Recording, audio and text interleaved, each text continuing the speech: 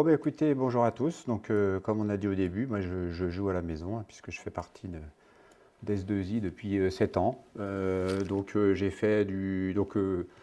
J'ai toujours l'impression d'être un extraterrestre quand j'entends le speak d'avant, là, parce que c'est vrai que moi je suis business analyst, maîtrise d'ouvrage, product owner. Voilà, c'est vrai que c'est. Mais j'étais déjà venu à des talks tech et là j'ai eu du mal à trouver quelque chose. Mais il y en a, à chaque fois, j'arrive à trouver un petit truc intéressant et tout, donc voilà, je persiste. Puis donc là, bah, on m'a demandé si j'avais pas un petit sujet à poser pour faire le numéro 3. Voilà, il fallait pas me poser la question parce que des sujets, j'en ai 4-5 en stock qu'il faut que je creuse, qu'il faut que je reconstruise. Donc là, bah, vous allez être les cobayes de ce petit sujet et puis je vais prendre toutes vos informations pour l'améliorer, pour en faire un gros truc. Voilà, donc ma spécialité, en complément de maîtrise d'ouvrage, j'ai fait des audits organisationnels. Quand il y a des services qui tournent pas trop rond, bah, faut essayer de voir ce qui va pas. J'ai fait une grosse mission de conduite du changement où j'ai fait 14 mois d'analyse de l'organisation de back-office bancaire et tout. Donc c'est pour ça que savoir dire stop aux entretiens clients, il y a un moment, c'est indispensable.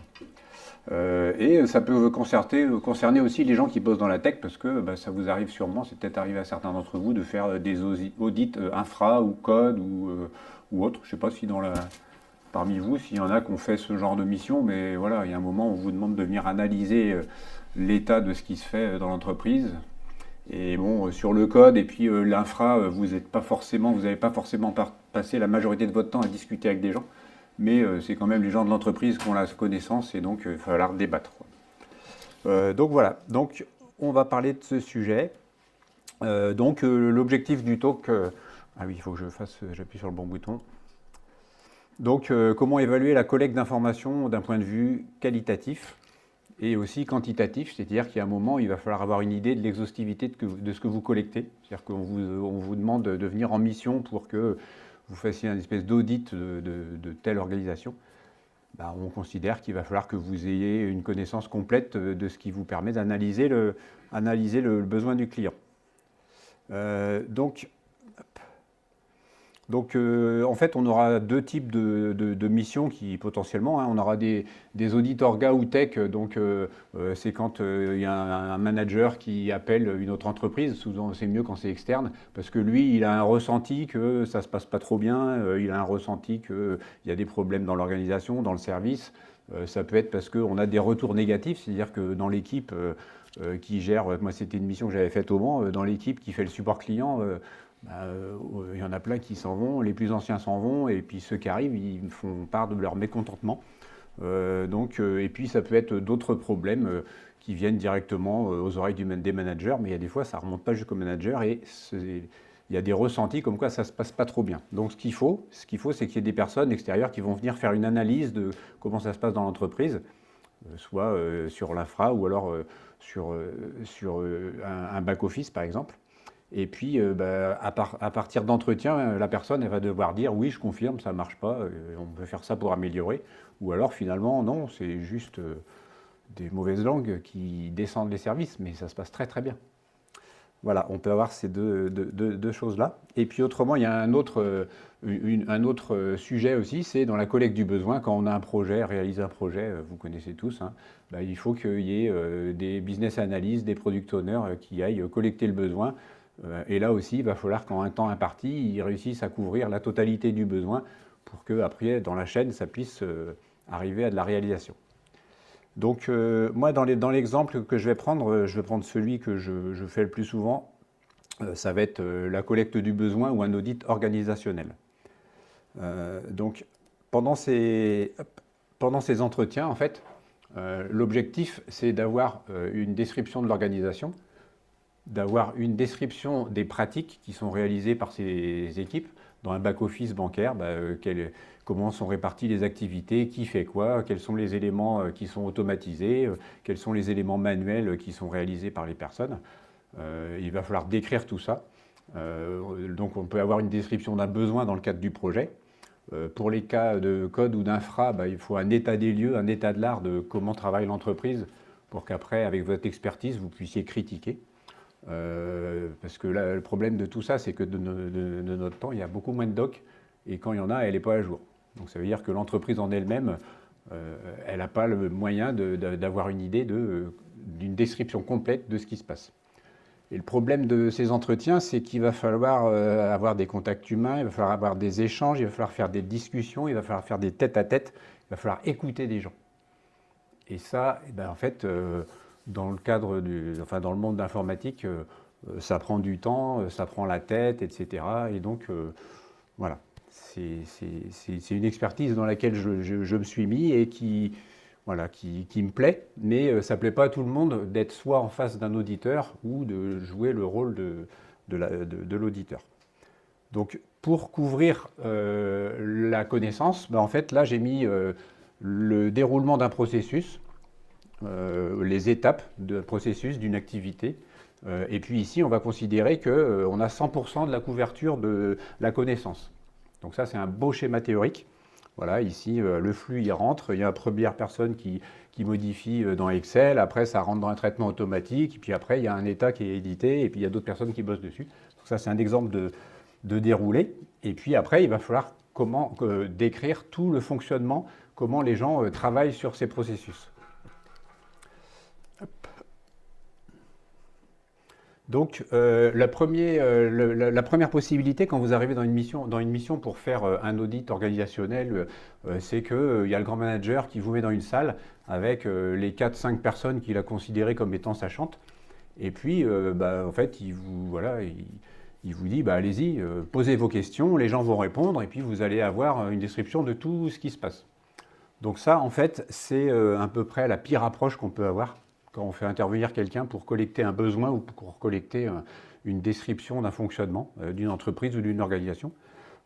Parce que, en fait, il y a des gens qui sont timides, il y a des gens qui prennent la parole et qui sont forts pour dire n'importe quoi et des choses qui sont pas forcément sur le sujet. Il y a des gens qui vont être en contradiction, il y a peut-être des gens qui finalement ne s'entendent pas ou qui ont des positions hiérarchiques. Et in fine, même si les personnes sont les bonnes, en fait, vous n'aurez jamais la moitié des résultats que vous auriez si vous les interrogiez un par un.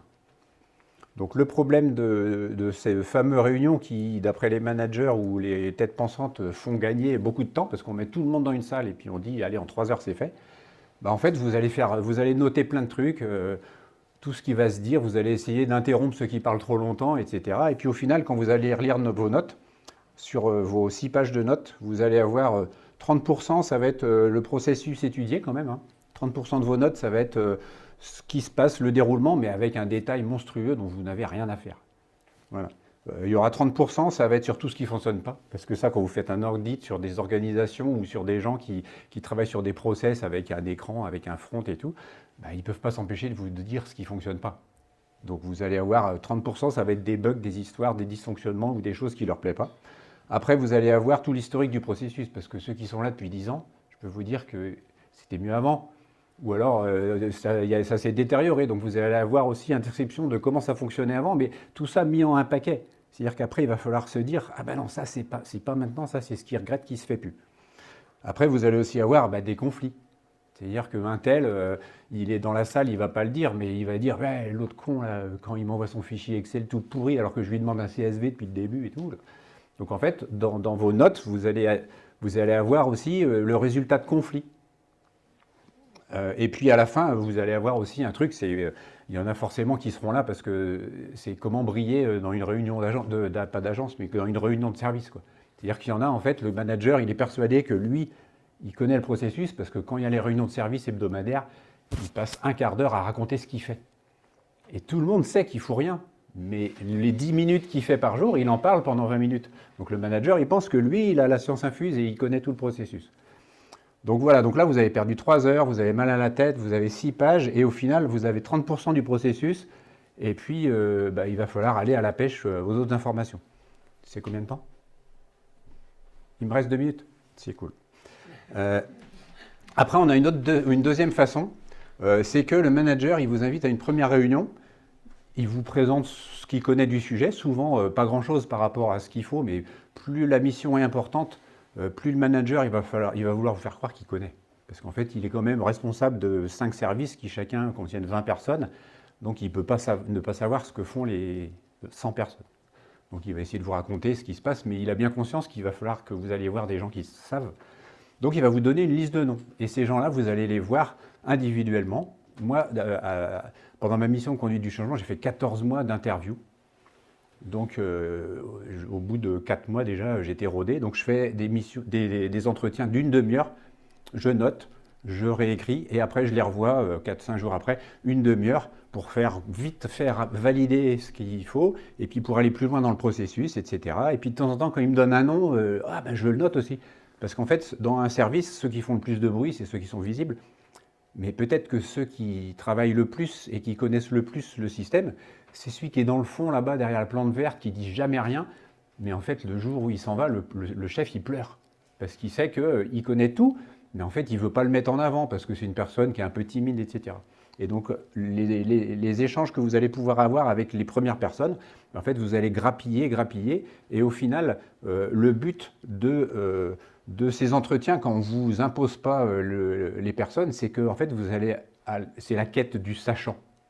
Ça veut dire qu'il y a un endroit dans le service, il y a 3 personnes qu'on vous met en avant qui connaissent à peu près, mais il y a 1 ou 2 personnes qui savent très bien ce qui vous manque pour décrire le processus, et il va falloir savoir aller les trouver. Et là, je vais vous faire un petit dessin pour finir. Hop, je sais pas, je vais le faire là, ça se verra bien. Donc en fait, quand vous avez la fameuse courbe de la connaissance d'un processus avec ses étapes et du 100% ici, ben en fait, avec la première personne, vous allez avoir le début qui est décrit à 50%, et puis après, il connaît en gros les 3 tiers du truc, quoi. Et puis la deuxième personne que vous allez voir, lui, c'est un pro, il connaît 60% de la fin, et puis il connaît pas mal le début aussi. Donc ça, c'est 1, et puis ça, c'est 2. Le 2, il connaît ça. Et puis la troisième personne que vous allez voir, lui, vous l'avez un peu cherché, hein, parce que qui c'est qui connaît le milieu et tout, bah, il connaît ça, le troisième. Donc ça, c'est la théorie, c'est ce que vous construisez. Et puis en fait, une fois que vous mettez tout bout à bout, que vous refaites un entretien pour réexpliquer ce que vous avez compris, bah, en fait, vous vous rendez compte que c'est cool parce que finalement, les 100%, ils sont là. Ils sont là, les 100%, vous les avez. Donc en fait, si vous voulez, vous refaites votre graphe des 100%, en fait, vous avez le 1, le 2, ici le 3, il connaissait tout, et puis bah, le 2, il connaissait, il y avait un petit bout là. Voilà, c'est-à-dire que votre schéma théorique, vous le construisez au fur et à mesure où vous récoltez les infos, et puis après, une fois que vous êtes satisfait, j'aime pas parler du 80-20 parce que c'est n'importe quoi, hein. Ouais, il faut 80% du temps pour collecter 20% des infos et 20% pour collecter 80%. C'est des gens qui n'ont pas fait d'audit fonctionnel organisationnel qui disent ça, hein. Mais effectivement, le 100% réel, vous ne l'aurez jamais et on s'en fout. Le fait que le tableau Excel, il le dépose sur le disque V, répertoire Toto, c'est écrit, on s'en fout. Donc en fait, on ne cherchera jamais à avoir le 100%, mais le 100% qui vous satisfait et qui satisfera votre donneur d'ordre, et ben vous l'avez construit en 3 bonhommes. Et puis voilà, c'est bon. Bah écoutez, voilà. Donc c'était un premier jet. Hop, voilà, merci.